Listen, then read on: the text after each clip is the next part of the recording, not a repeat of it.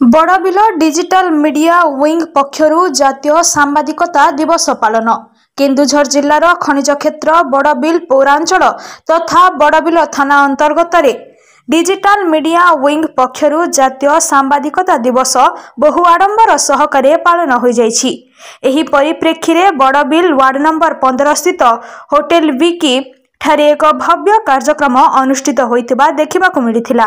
एही कार्यक्रम रे मुख्य अतिथि भावे बड़बिल अतिरिक्त तहसीलदार भुवनानंद नायक जोग देइथिबा बेले मुख्य वक्ता भावे बड़बिल महाविद्यालयर प्रोफेसर असित प्रधान जोग देइथिले एवं सम्मानीय अतिथि भावे बड़बिल अंचलर जनाशुना वरिष्ठ सांबादिक सुनील दास और बड़बिल थानार एएसआई जितेंद्र पटेल जोग देई मंचर सम्मान बढ़ाइथिले।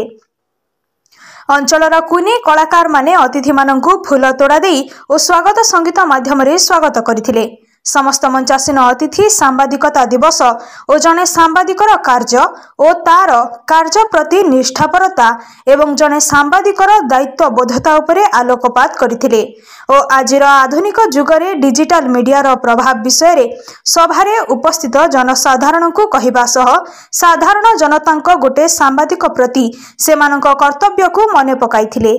एही अवसर रे डिजिटल मीडिया विंगर सदस्य माने कहिथिले कि समाज हितरे कार्य करबाकु हेले सेमानंकु विभिन्न दिगरु किभଳି समस्यार सम्मुखीन हेबाकु पडुछि ताहा बखाणीथिले एवं सेथिपाई लोकंक सेवारे ए सब कार्य करबाकु हेले स्थानीय जनसाधारण और आंचलिक प्रशासनर सहयोग कामना करिथिले।